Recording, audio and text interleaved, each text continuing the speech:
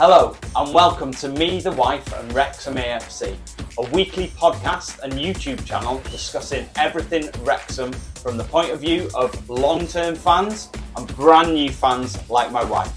So sit back, put your feet up, relax and let's get stuck in. Hello and welcome to episode 22 of Me, the Wife and Wrexham AFC. We hope you all had an amazing Christmas. Did you have a nice Christmas? No, it was rubbish. Was it? No. It was tiring though. It was very tiring, wasn't it? Yeah, who knew that having a 10-year-old at Christmas would be as tiring as it actually was? 3 o'clock he got up. He did. I think everyone would assume that. Well, some kids had rules. They weren't. I think my brother had a rule for his kids not to come into the bedroom until at least 6 o'clock. Yeah, we tried that, didn't we?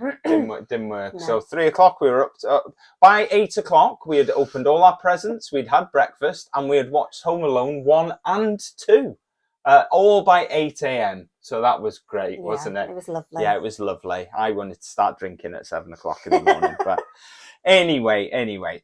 So we'll start off with the Scunthorpe game. Yep.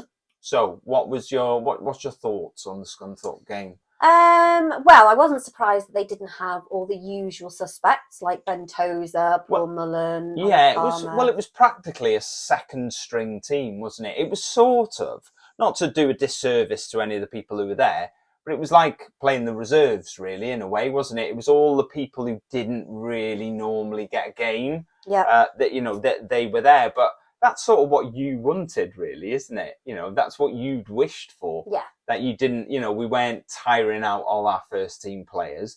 I think it was a bit awkward though, wasn't it? Because there wasn't a league game for such a sort of long.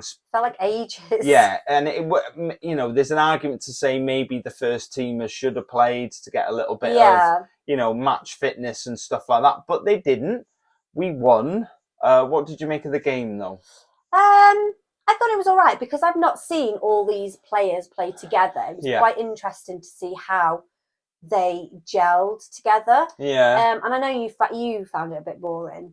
I thought it was very boring. Yeah. But I thought it was it was very pedestrian. There was no sort of real energy about it. I don't think the lack of crowd helped as well. I know there was 5,000 there, and that's a lot more than there has been in the past. Although it's not what we've been used to in the last sort of 18 months. I said to you that it's just not the same without the drum over in the uni stand and all that kind of stuff. It was a bit like, and you could hear the players, and usually when there's not many people there, when you can hear the players shouting to each other, because obviously there's. Well, in the grand scheme of things, it was still over 5,000. A lot of clubs would be very happy for 5,000 fans. No, it was a good turnout, to be fair. But it was, for me, it was very, like I say, it was very pedestrian.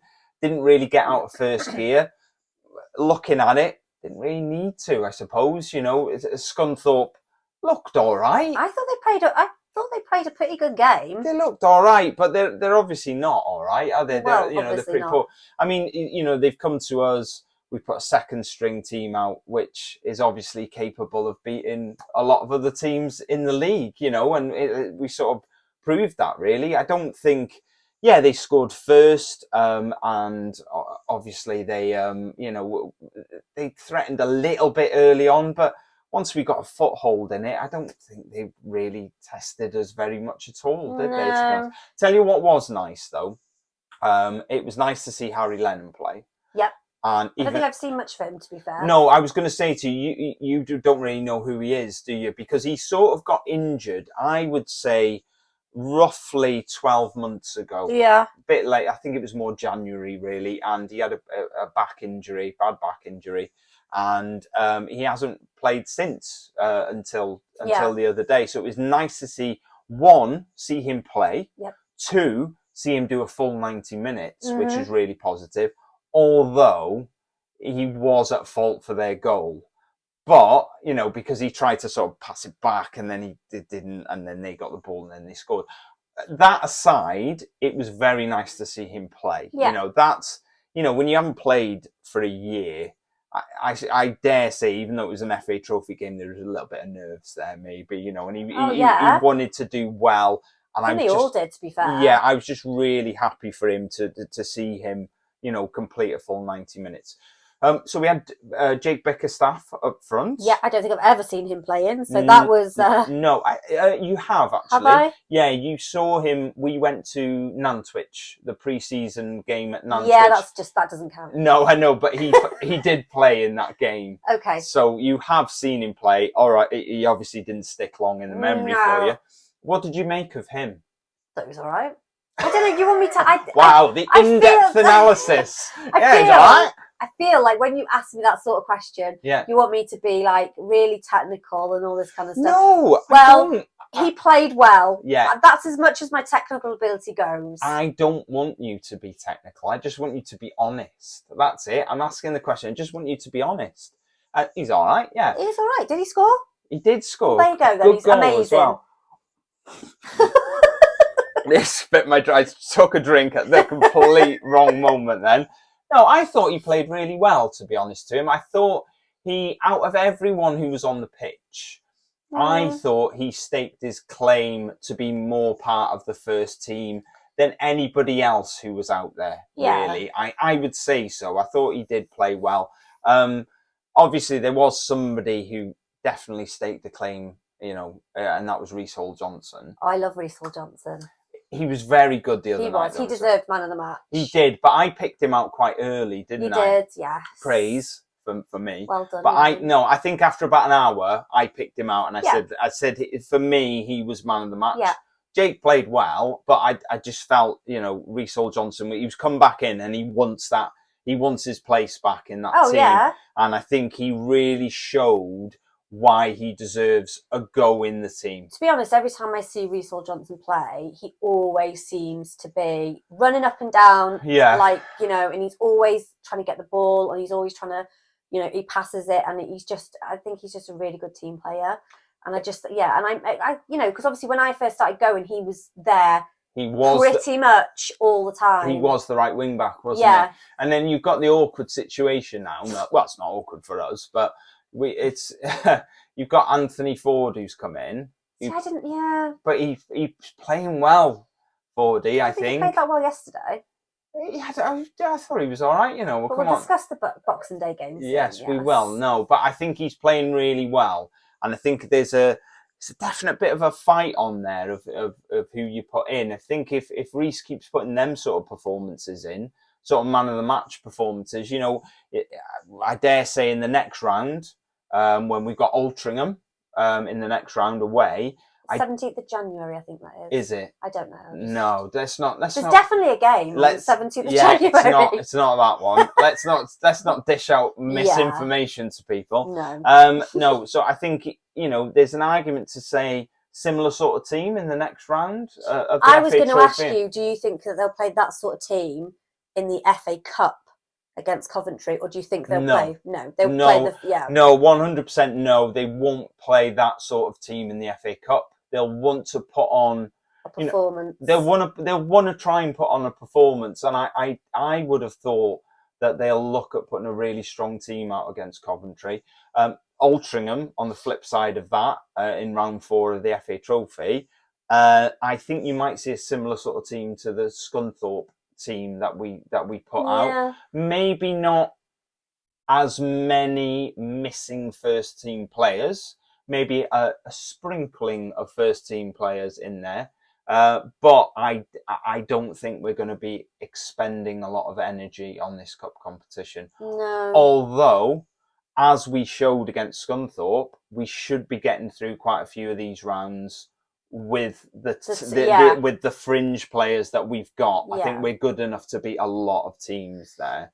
So, where are you with the FA Trophy at the moment? Where's your mind?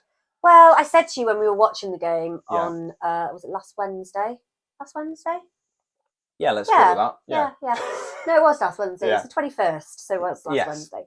I said to you, look, I'm still in the mind that these sort of games irritate me because they're taking all the attention away from what we actually need to do.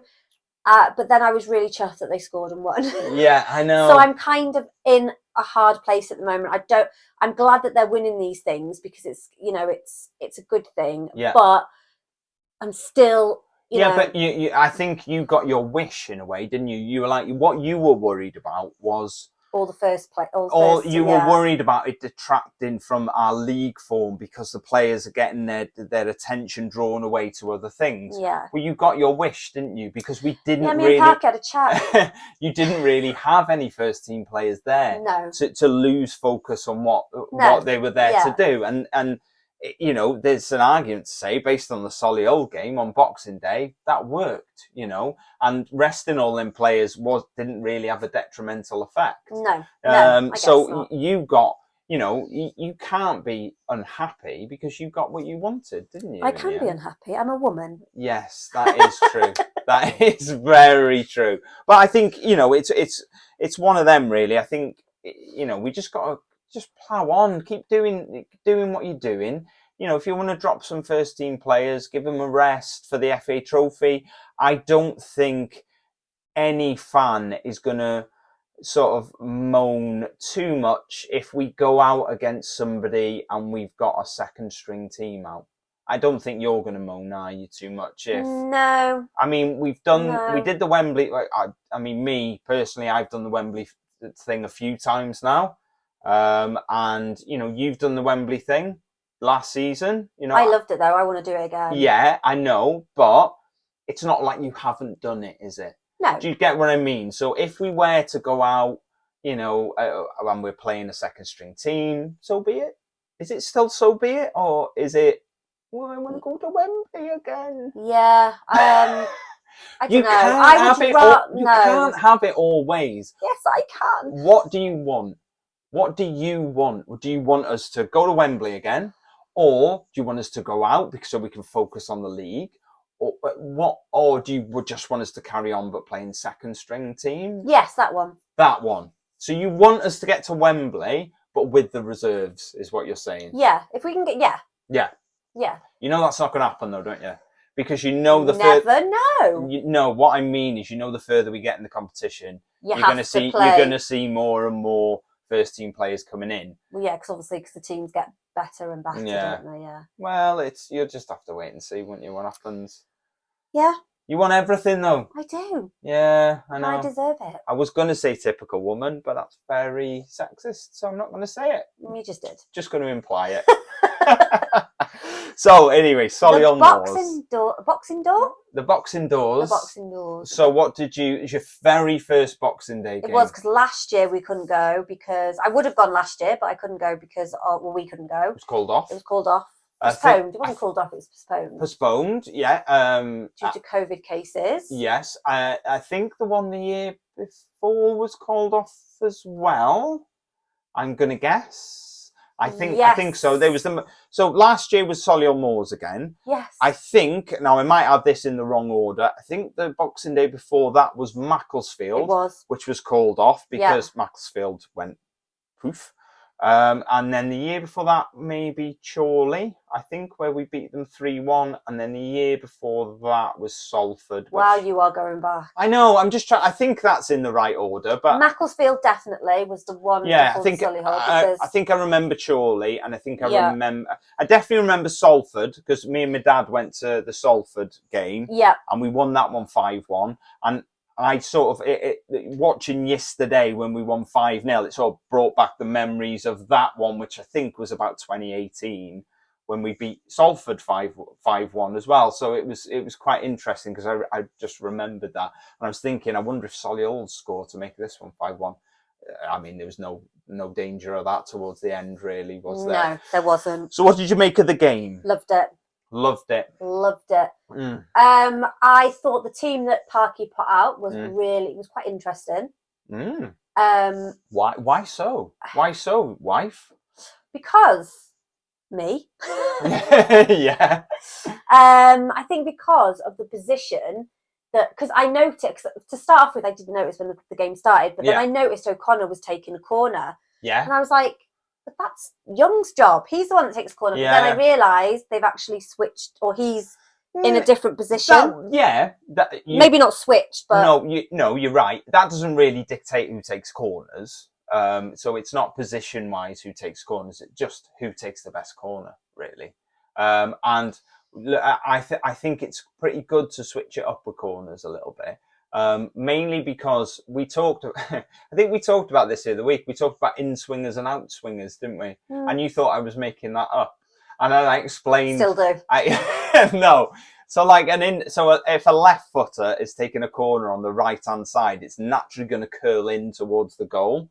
If a left foot is taking a corner on the left-hand side, it's naturally going to curl away. Wasn't there 2 separate corner takers for the Scunthorpe game? There was, and I can't remember who the other one was, to be perfectly honest. I remember Tom O'Connor was one. James Jones was the other, wasn't he? Maybe it was James Jones.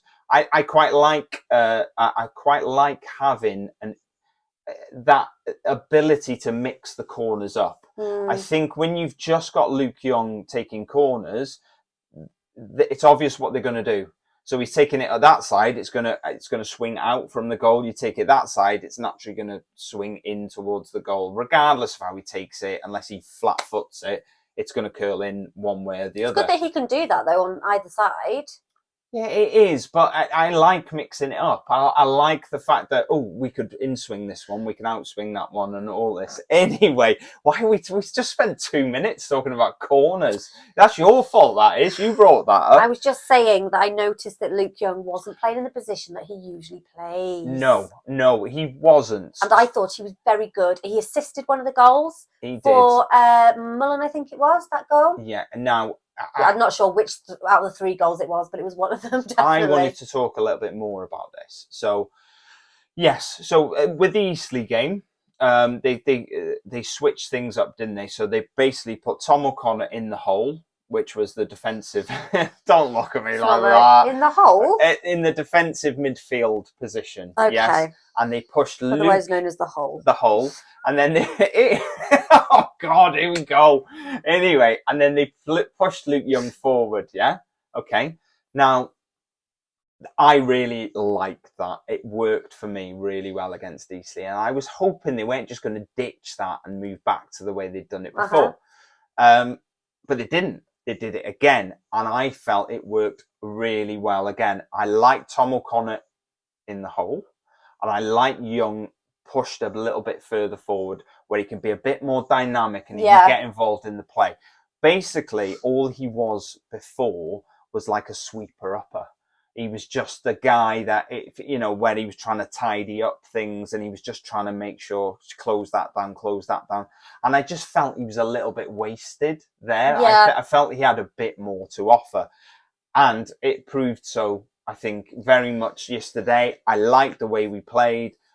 There's been some criticism for Tom O'Connor, and I feel that the reason he's had some criticism is I think we have now found where he should be playing in a defensive midfield role. Yeah. Where he's been playing against Eastleigh and where he played against Solihull the other day, and he looked a different player to me. He looked much better, and I think now we found that. I think we're going to get the best out of Tom O'Connor moving forward. Fingers crossed. But I think he's very much more himself. He's the player that he should be now. So yeah, definitely. I agree. I think that little switch in the middle is what was needed. Yep. And I think it worked perfectly. It was good. It was a good game. I enjoyed it. Yeah, you did.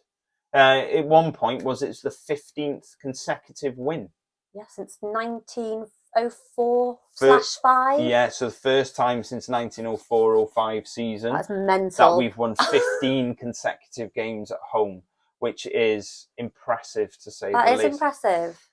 Long may it continue, hopefully. I think our home form is very good. Another clean sheet. Yep. And I think that's our 10th clean sheet this season. I don't think. It is our 10th clean sheet this season. Notts County, how many clean sheets do you reckon they've got? 2. 10. Same. No, exactly the same. I counted them up because I thought, that's quite impressive. I'll count theirs. No, same. So annoying. Yeah, no, they're just matching us, aren't they? Oh, excuse me, I'm still tired from Christmas Day. Wow. I mean, yawning in the middle of the podcast. So Solihull, no Joe Sabara. No. No little Joe Sabara in this. Do you think he was missed? I think he was massively missed for them yesterday. I think he's their most influential sort of player, and I think he's the one who creates the chances for them.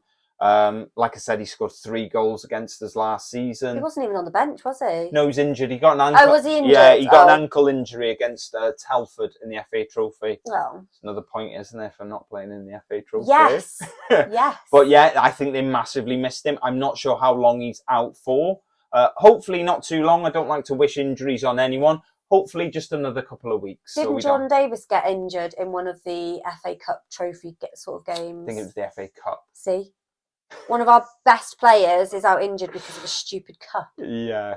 I know it's not stupid. Yeah. I know that's kind of, you know. Yeah, I know. I know what you're saying, though. I know. But yeah, no, I think they massively missed him yesterday. I just don't think they had enough about them. They looked okay. One thing I would say about Solihull is they came to play. You know, they were. I think everybody comes to play against Wrexham because they've got something to prove. No, I do, honestly. I disagree. I think, a lot of teams are more than happy to take their time, waste a little bit of time, try and get out of there with a point. A bit like Eastleigh did to us, slow it down, disrupt the game. I don't think Solihull were a bit slow at times, taking a few throw-ins and things like that. But the keeper as well, he was a nightmare. I definitely they weren't massively defensive. They did play quite deep. But one thing that I noticed yesterday, which blew my mind a little bit, because I haven't really seen us do it in the way that we did yesterday, and that was the high press. So do you know what I mean by the high press? No idea. Okay, so let's talk about the high press. So what Solihull were doing is they were similar to what we do. They were playing it. The keeper didn't really kick it long that often. He was playing it short. So he'd have a defender standing right next to him, play it short, and they'd play it around. Yeah. They were doing that continuously. Yeah, I don't think he did kick it. No, he very rarely did. Yeah.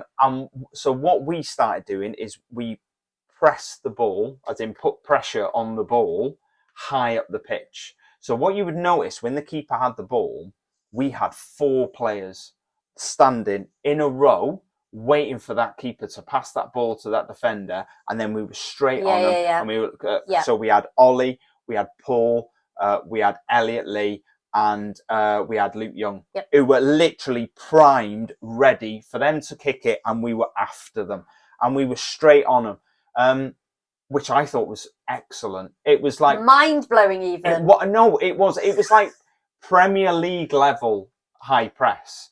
And the way it works is it doesn't work if one goes at a time. When you all go together, like in the way that they did, sort of pressing in 2s or 3s, it was massively influential on the game.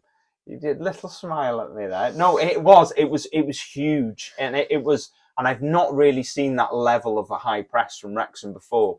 And they were literally on them. The first 2 goals we scored were because of the high press. Because of that high press, we got the ball off them and we scored from it, the first 2 goals. So that is the reason for that. The problem with the high press, you've got 4 players right in their face like that, closing them down, pressuring them. If a defence beats the high press with a little ball over the top or something like that, you've got 4 players out of it. Yeah. And you can open yourself up a little bit. So teams sort of work on beating a high press. It's a training tactic, basically. They'll do drills like this where they'll play it out and they'll go, right, beat the press. And they'll try and get the ball out. And sounds like a good game show, that. Beat the press. Beat the press. Beat the press. Not sure what you do, but... No, me. Well, it's a good name. Yeah. It's a good name. Can we patent the name without an idea? But Wrexham did it excellently. They did beat the press a couple of times. We were a little bit open when they did, but I think we managed it. And I think I'd love to see some figures yesterday for how far players ran, because we were closing down everywhere. Everywhere. And everyone was on it yesterday. And that, for me, is how we should be playing all the time.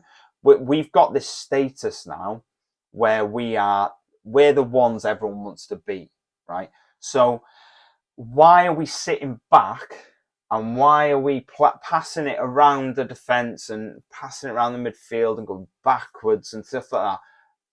Let's get in people's faces, let's put them under pressure, and let's watch them crumble, and let's score goals. That's my mindset. We've talked about why do we pass it around so much? Is to tire them out. Tire them out. We did that when we'd scored our fifth goal. Yeah, we do that. We'd pass it. We still do that. Yeah. But I think you've got to be. I would still like to see us being more direct with the ball. So I think we do go backwards a little bit too much. That irritates me a little bit. Yeah, it does, doesn't it? I noticed at the game yesterday, everyone was just saying. I don't know why, but I'm assuming it's because they were just passing it and they wanted the players just to shoot, and they kept shouting shoot. Yeah, that was that was a bit of a joke. That was because their keeper had dropped a couple, so they were just like saying shoot, as in just shoot from anywhere. And he's going to what drop happens. it. Yeah. So it was just a bit of a joke, that. But no, I thought it was hilarious. I thought it was excellent. It was a good game. I enjoyed it. What did you think of the red card?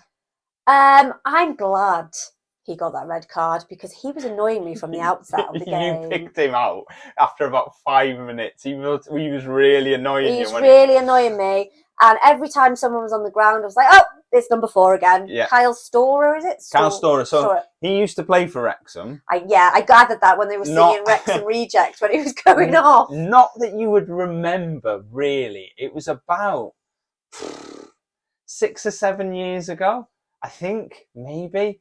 And he didn't play loads of games. Do you know what I mean?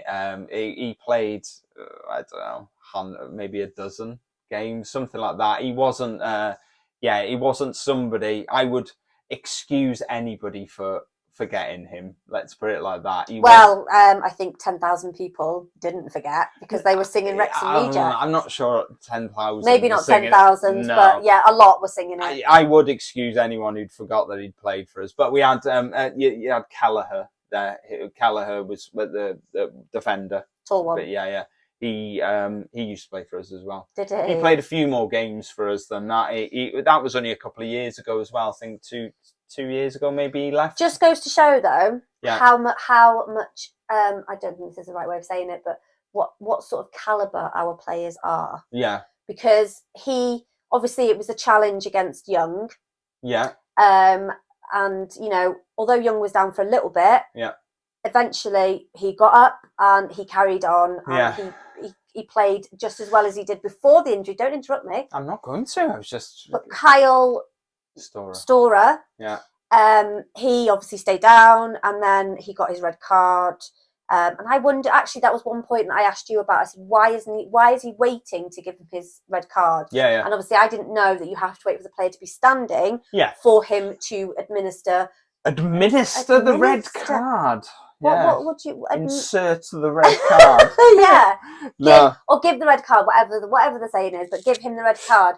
He has to be standing up, and I didn't know that, but he limped off. Yeah, getting called a Wrexham reject. Yeah, and they were down to 9 men, and Luke Young. What did I say? 9. I meant 10. Yeah. So I just think that's the standard of calibre. The player has to be aware he's been sent off. Is the rule. What, so can you not just shove it in his face? Go, there you go, mate. You could, but he's getting treatment, isn't he? He's getting treatment on the floor. So what they do is they wait for him to get up. You know that he's aware then that he's getting sent off. So he deserved that red card. It's not necessarily they have to stand up. If they were going off on a stretcher, for example, because they broke their leg or something during the challenge, would he still get a red card? He would still get the red card, and it would still be shown because the player's leaving the field of play with a bad injury. So he's not coming back on. So he would get the red card, and that the red card is then the indication that the coach or the manager can't bring anybody else on. That's right. So it's more an indication to them than it is the player. But yeah, so he's banned from his next game anyway. Yes, he will. What did you think? Definite red card? Yes. Yes. Have you seen the replay? No. I'm not. I don't need to. I was live. I saw it live. I saw it happen. I was live as well. I was sitting next to you. Now I was 100% red card. Yeah. I've seen it again from a few angles. This is why I don't like replays. I've seen it from a few angles. Definitely a strong challenge. Definitely catches him. I've seen them given us red cards. Although maybe he was slightly unlucky, I think. I don't think it's the most reckless, most ridiculous challenge I've ever seen. Let's put it like that. And I think he maybe felt a little bit, it might feel a little bit unlucky to have been sent off.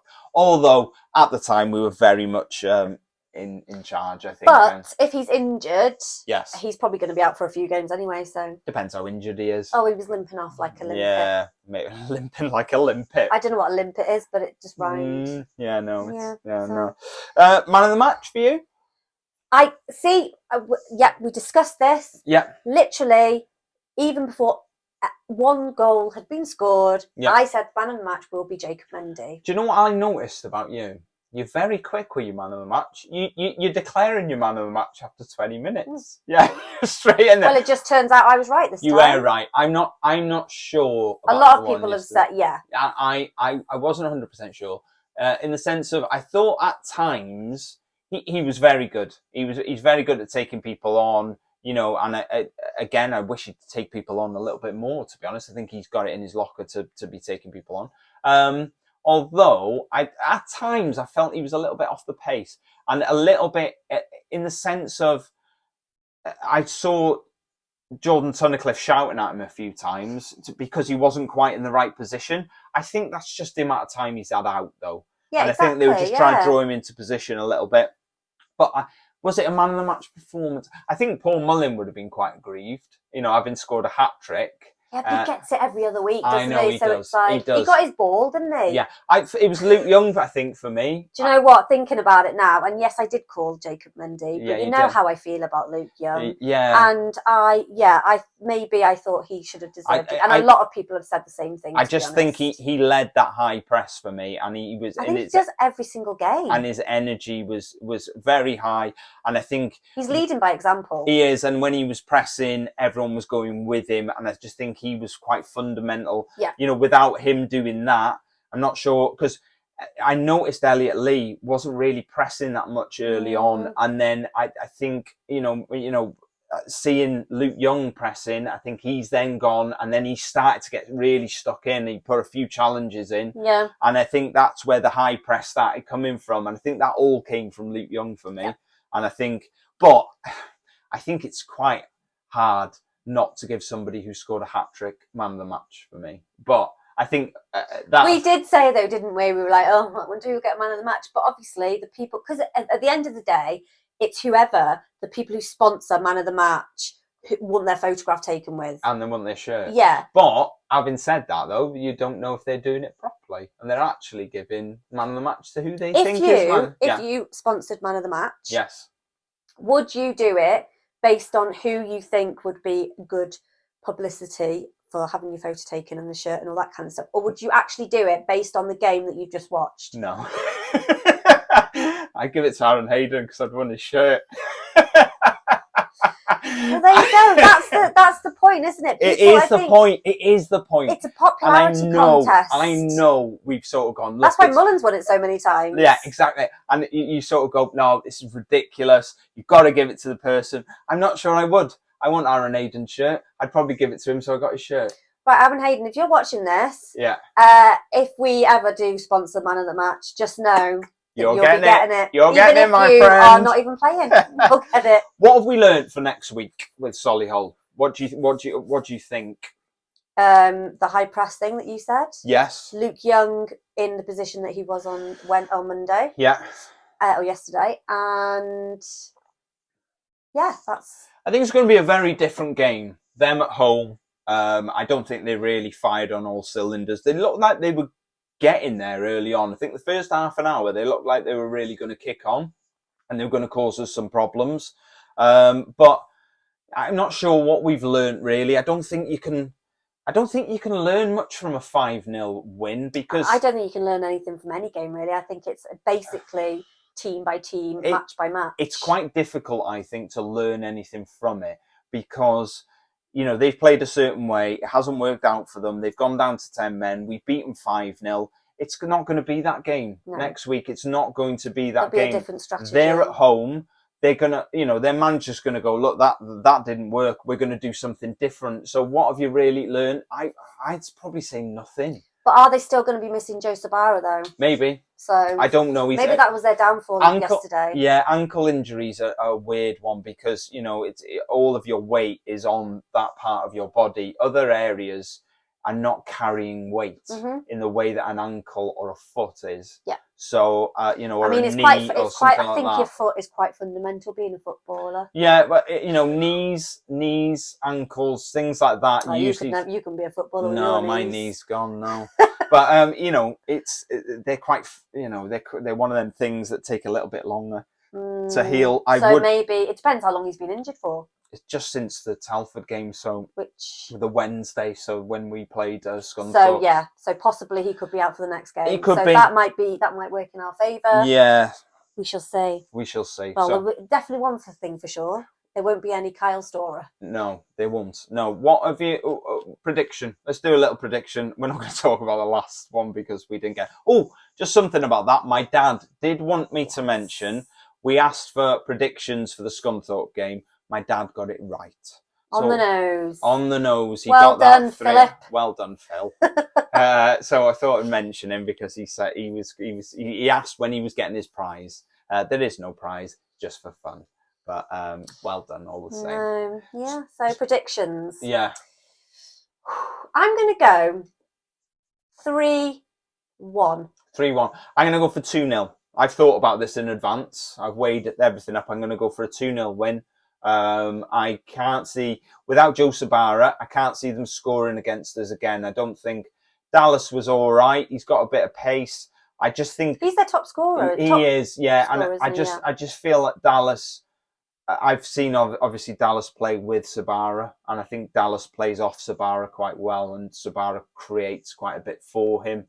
He just looked a little bit lost at times without him there. So, yeah, I'm going to go for 2-0 Wrexham. Okay. I can't remember. I literally can't remember what I just said. You 3-1. just said 3-1. I did say 3-1. So, news. Let's go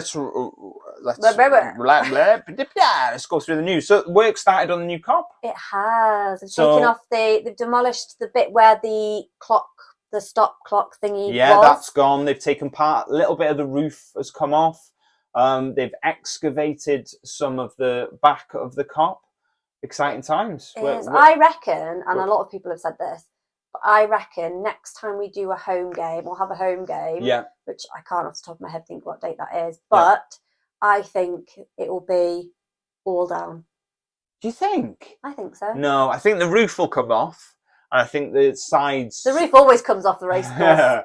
I think the roof will come off. I think the sides will come off, and you'll be left with a metal frame. And then obviously there's concrete steps, aren't they? So then they'll maybe look at taking the frame down, demolishing the frame. Is there anything underneath? Is it literally just concrete? There's nothing like, you know, because obviously we've got bars and stuff underneath. It literally is all concrete. Well, I can't remember now because there's turnstiles around the back, isn't there? Isn't there? Oh God, you're testing me now. I'm sure there's turnstiles around the back. Can't imagine it's a big, massive slab of concrete. No, but I don't know. So, talking of Christmas, yes, I know it's obviously been and gone and blah blah blah, but some of the first team went along with Parky to the children's ward in the Wrexham Miler, which is obviously local to us. Yeah. I think Tozer. Actually, I don't think I know.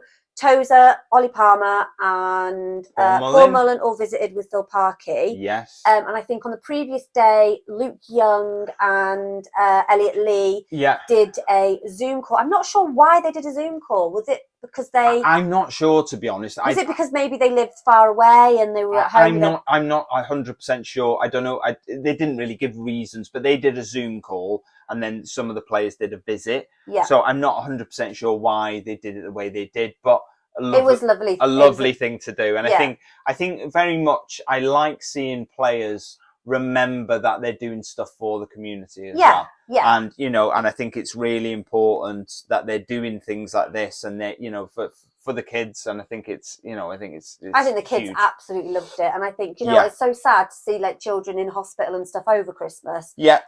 So I think it did, looking at the pictures and stuff, it did cheer them up a bit, I think. Yeah, definitely. quick news about the Chesterfield game, which was... this is the one that's on January the 17th. Yeah.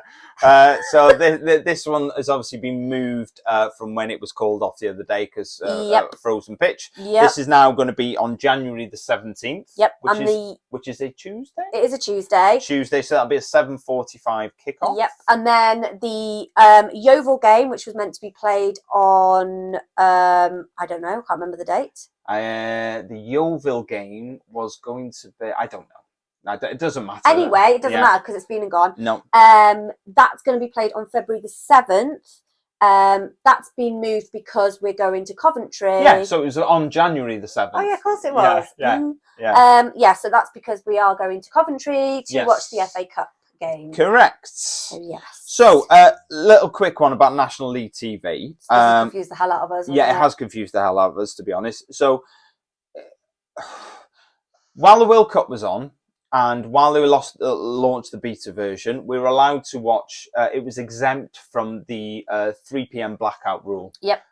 Anybody not aware of the 3 p.m. blackout? I will try that one again. The 3 p.m. blackout rule in the UK. No game that starts at 3 p.m. Is allowed to be televised. The reason for that is. People believe, the FA believe, it will stop people going to games and putting their money into a club. They would just watch it at home. I think that's a load of rubbish now, to be honest. Don't know. But anyway, there's a 3 p.m. blackout rule. So while the World Cup was on, they did an exemption for that, and we were allowed to stream the Eastleigh game. Which was at 3 o'clock. Now, my sort of assumption, I'm not going to lump you in as well because I don't know what you thought, but I thought the 3 p.m. blackout rule was going to be sort of waived for non-league football, which includes the National League, so that we could generate some income, and then we could pump that back into the clubs. That was my understanding. My understanding too. As we now understand, the 3 p.m. blackout rule still applies. So any game that is shown on a Saturday, basically, will not be on National League TV because they're not allowed to stream 3 p.m. games. The only games that are moved are the BT Sport games. You're not allowed to stream a game that's on BT Sport. That's the agreement we've got with them. So all you're then left with is Tuesday night games, which to me is ridiculous. Because it's not ridiculous. It's not ridiculous. Still a game, isn't it? I thought an agreement had been reached to put 3 p.m. games on. Yes. Obviously, that is not the case.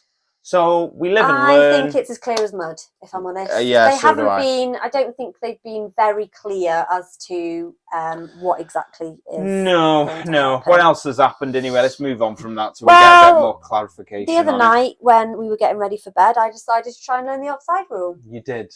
I did. You explained it to me. Yes. And I thought, oh my God, I've got this. Yeah. Tried to explain it to my brother. No, I can't remember. I didn't need to explain it to my brother because my brother obviously knows the offside rule. But I was like, because my brother was like, it's quite complex, you know. And I was like, well, yeah, I know. Yeah. And yeah, I can't remember. I think it's definitely something that will improve your viewing pleasure of the game. We were talking about it yesterday at the Solihull game. We were. And I was trying my hardest to like, right, there's the line, and I was like, is that offside? Is that offside? You've got an idea, and I think what we're going to do is we're going to put a little bit of time in where we teach you properly with actual sort of demonstrations and videos and things where I will show you how the offside rule And do you know what I was thinking? We had somebody do a review of our podcast, and they said they want to hear more from me. So my thinking was, why don't we do once a week? Obviously, because we do the podcast once a week. Why don't we do something where, like at the beginning of the week, you say, right, Sean, you need to learn the offside rule. Yeah. And then I say, okay. And then on the next week's podcast, I say homework. Yeah. And I say, look, this is what I've learned. This is the offside rule. Yes. Or anything like, you know, that sort of related. I thought that would be a good feature to have. Definitely. Lessons with Sean. Lessons with Sean. I like it. We'll work something out for the next podcast. Definitely. Like that. Yeah. So, just a little quickly, Rob and Ryan have been awarded the freedom of Wrexham. I don't understand that. No, Are they allowed to make council decisions and stuff? They can just go in. They can go into Tesco's, pick up a loaf of bread and just walk out, I reckon. No? I thought it was deadly serious. Wow. I don't know what it means. I mean, if you're that interested, Google it. Yeah, I don't think I care. And I'm not even sure they do, to be honest. Just one quite big point is the EFL are now, we're sort of getting a little bit closer to the EFL offering the National League 2 automatic promotion places. So in effect, they're offering the National League 3 promotion places, 2 automatics and one from the playoffs. Yeah. What do you think of it? Well, I'm hoping that it's not actually going to, because they said that if it's going to happen, it won't be until next season anyway. Yeah. But we are hoping that it won't affect us because we'll be in the English Football League anyway. Yeah, so hopefully we're in League 2 by then. But it would be good. I mean, it would have been great if they... I think it's long overdue. Massively overdue. I do think the National League is very, very much in the dark ages in regards to rules and regulations. And I think like the media blackout, I think that is like so just ridiculous. And I know a lot of people will disagree with me, but I do think it's ridiculous. Yeah, I think that I don't know, it's such an awkward one. You know my stance on the blackout and stuff like that. And I can very much see points for both sides. You know, National League, I think a streaming service like this will generate a lot of money, which will be able to be distributed around everybody. And that'll be great. There's also the other flip side of, you know, you might see a dip in attendances. I don't know. This is the thing, though. How can you predict something like that? You can't. And that's why they're erring on the side of caution, I think, with that, because you can't predict. But if you do it and it happens and the attendances really dip down and clubs lose a lot of money, then, and what happens if a club went out of business because they lost so much money? You know, it's too late for them then. Yeah. You know, okay, so that's why they're erring on the side of caution with that. Yeah. I still think some of the rules are dark age. Yeah, I know. Yeah. Before we do the quiz, I wanted to do something quick with you. Oh, God. You'll laugh then. Just 3 questions for you. Okie doke. So this is the last podcast of 2022. It is. So we'll be in 2023 for the next one. Madness. I just wanted to ask you a couple of things, really. So this is your first full year of being a Wrexham fan. You sort of joined the party about 12 months ago, really, didn't you? Sort of the party. Joined the madhouse about sort of January, really, didn't you? Yeah. Properly in say January. Yeah. And this has been your first 12 months. So 3 things I'd want to ask you. 1, favourite moment of 2022. When was the Dover game? Was that March? That then. That one? That was because, do you know what? It's not just because we won, but it's because the whole day had been like lovely because we won the hospitality thing. We did. We saw won Mickey, the Tom, and Mickey. The only downside was that Alfie got COVID and was really, really poorly. But that obviously that wasn't great. Well, that's to one side. Yeah, but the fact that seeing you so emotional and seeing everybody like, not that I like seeing you emotional. That's ridiculous. But the fact that fun. Emotional. Yeah. And the fact that where we were sitting as well, I just think it was just one of those moments that you will never ever forget. No, definitely not. Definitely the Dover game, I think, with for me. you on so that I'm hoping that we can smash that out of the park and do another Dover moment. But at the moment, I'm happy not to have another Dover moment, to be honest, because it was quite stressful. It was quite. Yeah. Worst moment? Do you have a worst moment? I don't know really. I tend not to think of the worst moments. Well, I think. What about you? I think for me, it's probably Wembley wasn't great. No, that was pretty dire. But having said that, I mean, I'm not getting promoted. Of course, that was the still. Yeah, it was still. That's one of the worst moments. Wembley was still a nice day out. I think for me, it was the Grimsby game. I think it was the way that we lost that playoff game, and was that the one at Wembley? No, it was the playoffs. We didn't go to that, did we? What? The playoff game. Yes, we lost to Grimsby. Oh, I don't think I was there then. Yes, you were there. You were sat next to me. What are you on about? I can't remember. The playoffs. Okay. Yes. I'm with absolute lunatic. I think when we lost the playoffs 5-4, I think that was heartbreaking. That was a lot more that Wembley was disappointing. I think it was just a game, wasn't it? I think losing in the playoffs, in the way that we lost in the playoffs as well in the last minute, I think that was just heartbreaking. That was, and to have played so well all season, and then to get it just have it taken away from you right at the end, and then to have you reminded of it when we watched the documentary again. Yeah. I think that was the worst moment for me. I think, and especially I'd already booked a hotel in London, just down the road from West Ham Stadium for the final, and that didn't happen, did it? So I think not being promoted last season, this year. One more question before we do the quiz. Best player of 2022? Luke Young. Luke Young for you? For me, yeah. Okay. I think it's quite hard to go against Luke Young, but I think I'm going to. Anyway. I'm going to, yeah. I'm quite. You're going to Aaron Hayden. No, I'm quite blinkered with Aaron Hayden because I think he's excellent and I think he does his job really Shiny well. legs. Yeah, and actually talking about Aaron Hayden, I just wanted to play you something. Okay. So this is from I think it was August the 29th. So Run VT. First header was quality. I think their keeper might be a little bit disappointed with seeing that back.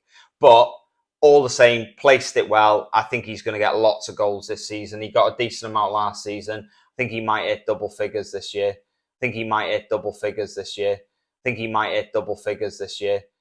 So there you go. That was me back in August saying Aaron Hayden will get double figures goals. Yes. Can I be honest with you?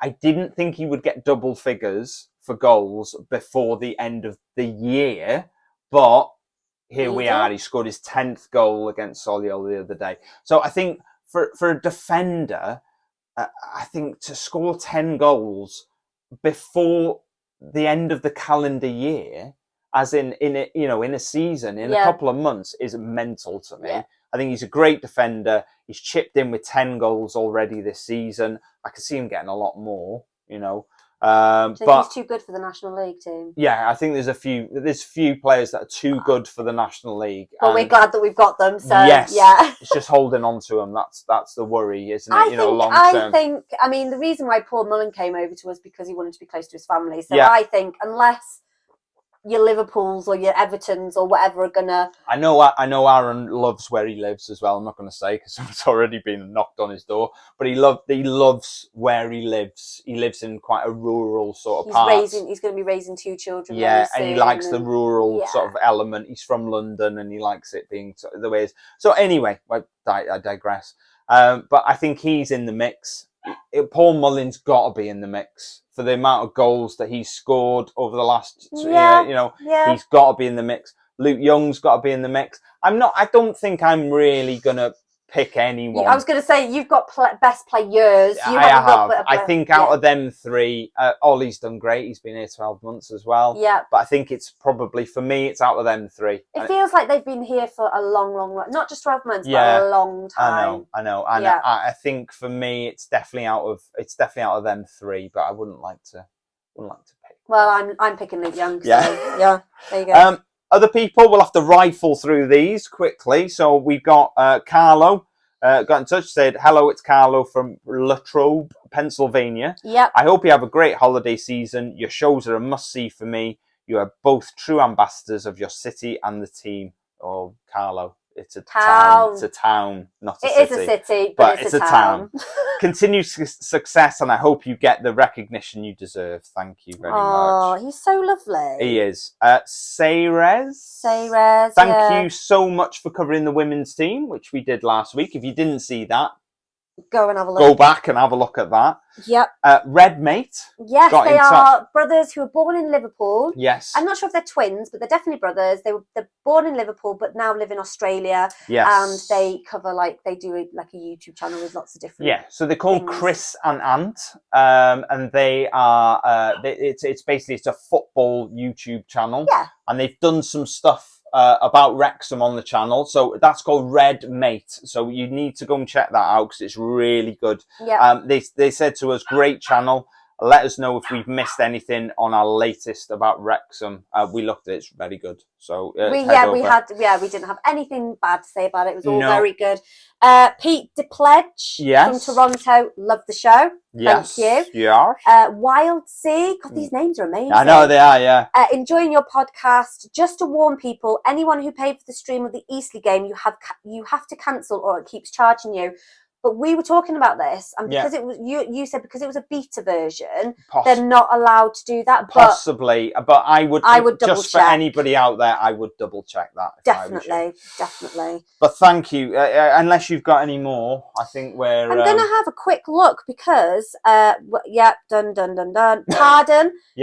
Thanks for the shout out. The scarf and the hoodie arrived today, moments after I finished watching the podcast, and that's from Paul. Yeah. And we also had, although we had an email from Carlo, we also had a YouTube comment. Yeah. It said, happy holidays from Pennsylvania. Can't wait for the next podcast after Boxing Day. Your show is a must watch for me. I'm so happy that I found your show. I haven't missed a single one.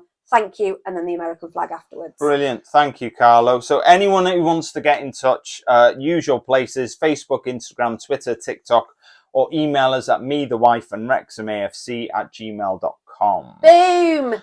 Dragon Chat, just a quick shout out. So it's a mental health peer support group. Anybody who's struggling during this holiday season, it's open to anybody all around the world.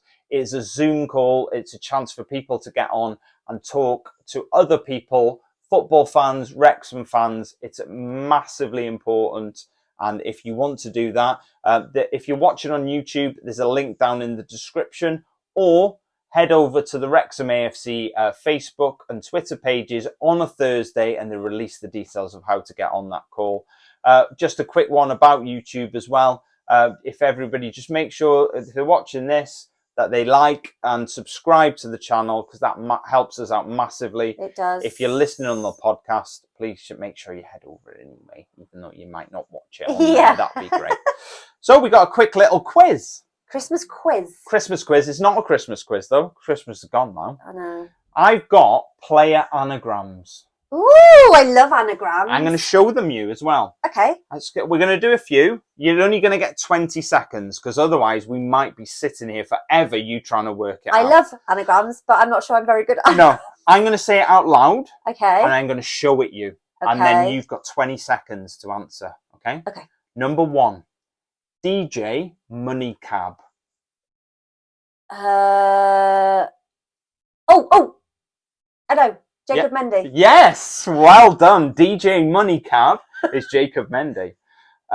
Number 2. Okay. Annoyed Froth. Annoyed Froth.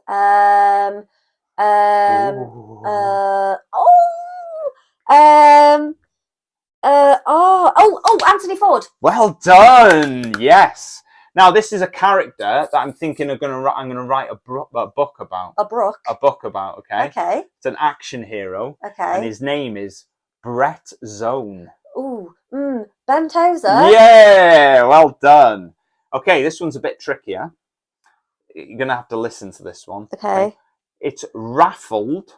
RAFFLED. Raffled injunction. Raffled injunction. Jordan Tunnicliffe. Well done. It is. You are good at anagrams. Well done. So, do you know when you get, you're wondering what to eat? Yeah. And you think I could really fancy some lamb? Yeah. Yeah. Do you know what that is? What? That's lamb days. Lamb days. Lamb days. Oh